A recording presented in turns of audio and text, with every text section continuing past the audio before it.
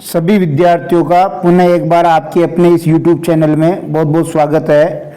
आज हम हिंदी साहित्य अंतरा भाग 2 पुस्तक कक्षा 12 की उसमें पहला चैप्टर है अपना जयशंकर प्रसाद, जिनके 2 गीत संकलित हैं, देवसेना का गीत और कार्नेलिया का गीत। इसी पाठ के MCQ प्रश्न हम देखने वाले हैं, मल्टीपल चॉइस क्वेश्चन, वस्तुनिष्ठ प्रश्न।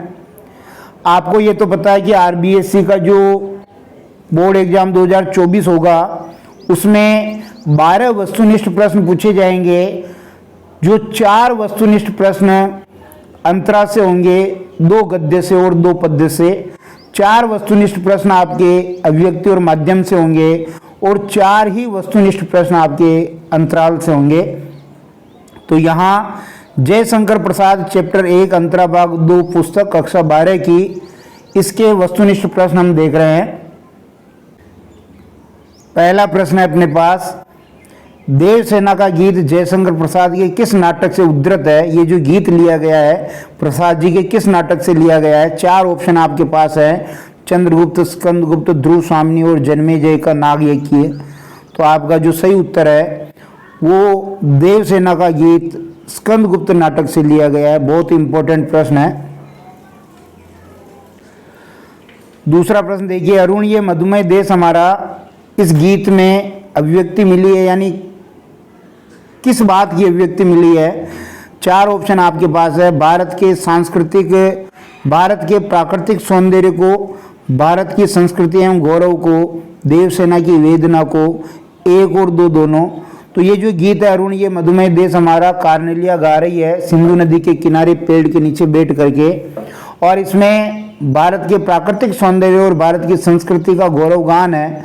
इसलिए ऑप्शन नंबर 1 और 2 दोनों सही है, और उस हिसाब से ऑप्शन नंबर 4 सही है। तीसरा प्रश्न है, अरुण ये मधुमेह देश हमारा गीत कौन गा रही है? अभी बात की हमने कि अरुण ये मधुमेह देश हमारा जो गीत है ये कार्नेलिया सिंधु नदी के किनारे बैठ करके गा रही है। तो ऑप्शन नंबर 1 प्रकृति, कार्नेलिया, देवसेना और विजया। तो सही उत्तर अपना हो जाएगा कार्नेलिया, जो सिकंदर के सेनापति सिल्यूकस की पुत्री थी।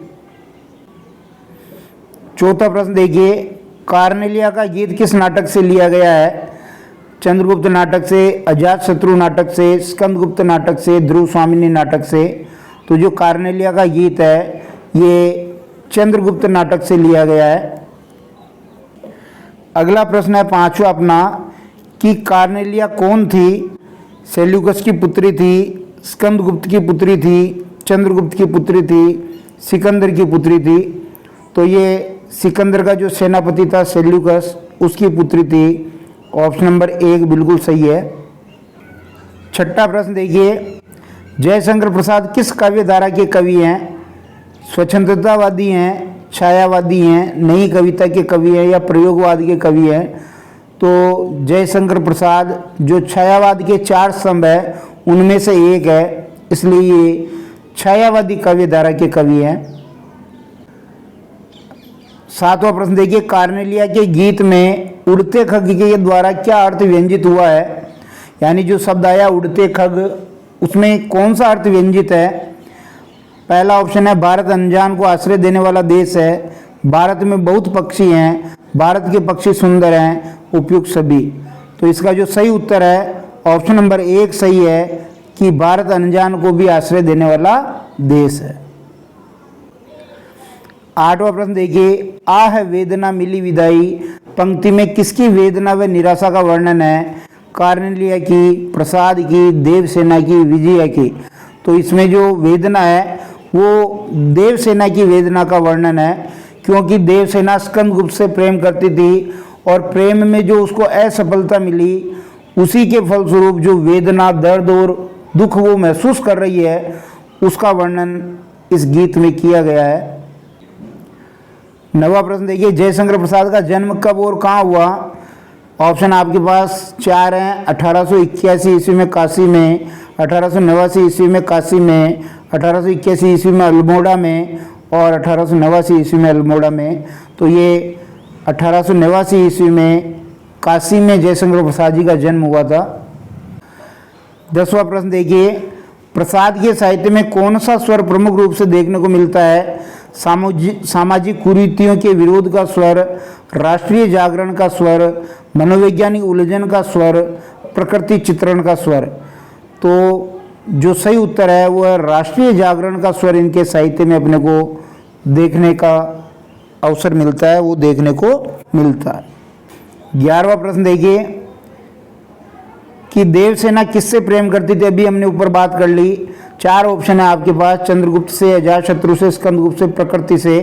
तो वो स्कंदगुप्त से प्रेम करती थी और उससे वो विवाह करना चाहती थी, लेकिन स्कंदगुप्त मालवा के धन कुबेर एक सेठ था जिसकी पुत्री थी विजया, उससे वो प्रेम करता था, इसलिए उसने मना कर दिया। 12वां प्रश्न देखिए, देवसेना कौन थी? सेल्यूकस की पुत्री थी, निराला की पुत्री थी, स्कंदगुप्त की पुत्री थी, मालवा के राजा बंधुवर्मा की बहन थी। तो सही उत्तर आपका ऑप्शन नंबर 4 है, मालवा के राजा बंधुवर्मा की बहन का नाम देवसेना था। 13वां प्रश्न देखिए, कार्नेलिया के गीत में बरसाती आंखों के बादल से क्या आशय है? भारत में बहुत बारिश होती है, भारत आश्रय देने वाला देश है, भारत के लोग करुणाशील हैं, कार्नेलिया निराश और दुखी है। तो इसका जो सही उत्तर है ऑप्शन नंबर 3 कि भारत के लोग करुणाशील हैं, करुणा का भाव रखते हैं, संवेदनशील हैं, दूसरों के दुख में दुखी होने वाले हैं, इसलिए ऑप्शन नंबर 3 सही हो जाएगा। 14वां प्रश्न देखिए, देवसेना का गीत किस कवि द्वारा रचित है? ये निराला का गीत है, प्रसाद का गीत है, गेय का, सुमित्रानंदन पंत का। देवसेना का गीत और कार्नेलिया का गीत, दोनों गीत जो है जयशंकर प्रसाद द्वारा रचित हैं। छायावाद के 4 स्तंभों में से प्रमुख स्तंभ जयशंकर प्रसाद। 15वां क्वेश्चन देखिए, हेम कुंभले उषा सवेरे भरती ढुलकाती सुख मेरे पंक्ति में अलंकार कौन सा है? रूपक और अनुप्रास है, रूपक और मानवीकरण है, रूपक और उपमा है, रूपक और दृष्टांत है। तो इसका जो सही उत्तर है रूपक और मानवीकरण अलंकार इस पंक्ति में, ऑप्शन नंबर 2 सही है। ऐसे ही सभी पाठों के वस्तुनिष्ठ प्रश्न हम लेकर के आएंगे। आप वीडियो को लाइक और शेयर जरूर कीजिए।